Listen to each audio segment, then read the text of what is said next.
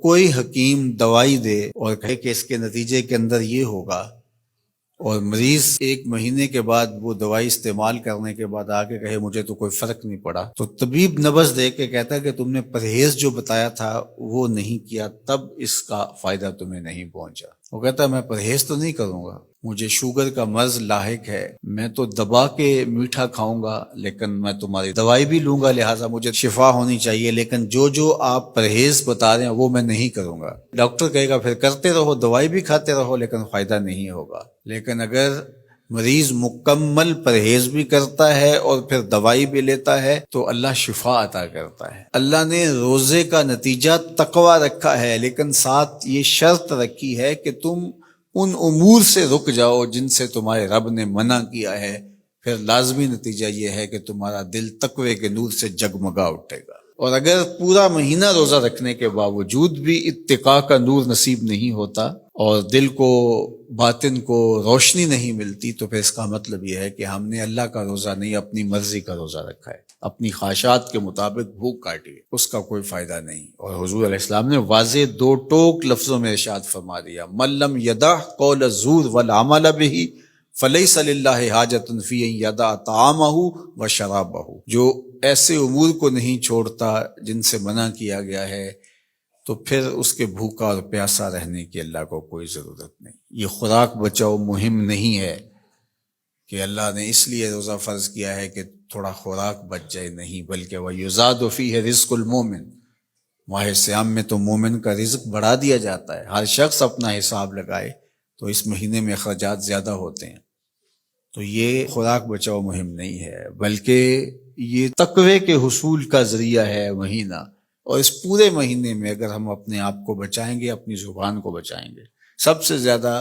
جرائم گناہ ہماری زبان کرتی ہے، ہماری آنکھیں بھی گناہ کرتی ہیں، ہمارے ہاتھ بھی گناہ کرتے ہیں، ہمارے پاؤں بھی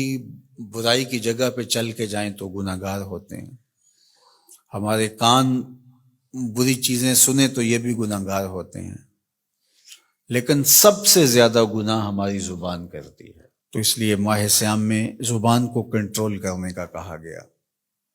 آقا کریم نے فرمایا جب تم سے کوئی الجھنا چاہے اور تم روزے سے ہو تو اسے کہو میں روزہ رکھا ہوا ہے، نہیں تم سے کوئی زیادتی بھی کرنا چاہے تم اس سے الجھو نہ، اور کہو انی امرؤ صائم، میں روزہ رکھا ہوا ہے۔ تو روزے کے اندر تو آپ اپنی زبان کو بچاتے ہیں اس احساس کے ساتھ کہ میں روزے سے ہوں۔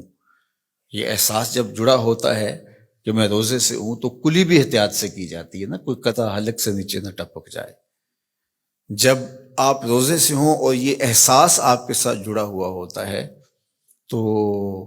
آپ امور میں احتیاط کرتے ہیں کہ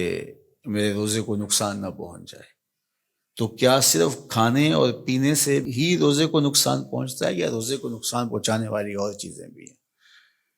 تو اگر غیبت ہے، جھوٹ ہے، بہتان تراشی ہے، سب و شتم ہے، حتیٰ کہ فضول گوئی ہے، تو یہ چیزیں روزے کے نور کو ختم کر دیتی ہیں، اور پھر وہ بندہ بھوک اور پیاس کاٹ رہا ہوتا ہے۔ تو بھوک اور پیاس سے مقصد جو حاصل ہونا ہے، دیکھو میں نے ابن عاشور کے حوالے سے کہا کہ کچھ چیزیں ہیں کہ ہمارا ذہن طے کر لیتا ہے اور ان سے دور رہنا ہمارے لیے مشکل نہیں ہوتا، جس طرح مردار ہے، خنزیر کا گوشت ہے، اور اس طرح کی بہت ساری چیزیں ہیں، ہزاروں ایسی چیزیں ہیں جس سے ہم بچتے ہیں، اور ان سے بچنے کے لیے ہمیں کوئی محنت نہیں کرنا پڑتی۔ وہ کہتے ہیں ہمارا مائنڈ کلیئر ہو گیا کہ یہ حرام ہے، یہ گناہ ہے، ہمارے رب نے منع کیا ہے،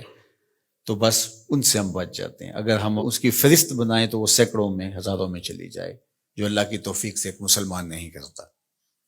صرف اس احساس کے ساتھ کہ میں مسلمان ہوں، اور وہ نہیں کرتا۔ لیکن بہت ساری ایسی چیزیں ہیں کہ تم اس بات کو تسلیم کرتے ہو کہ ہم مسلمان ہیں، ہم نہیں کرنا چاہیے، لیکن اس کے باوجود تم کر رہے ہوتے ہو، تو ان ساری بیماریوں کا علاج روزہ ہے۔ تو اب روزہ بھی اگر ہم نے دیکھیے اور کوئی دوائی کارگر نہیں ہو رہی یہاں، تو یہاں روزہ چاہیے، اور اس دوائی کے ساتھ بھی اگر پرہیز نہیں کریں گے تو بیماری تو بڑھتی رہے گی، تو آہستہ آہستہ جو ہے وہ بیماری جڑ پکڑ جائے گی، پھر بہت مشکل ہوگا نکالنا۔ تو روزہ ان ساری بیماریوں کا علاج ہے جن کو ہم ختم نہیں کر پاتے۔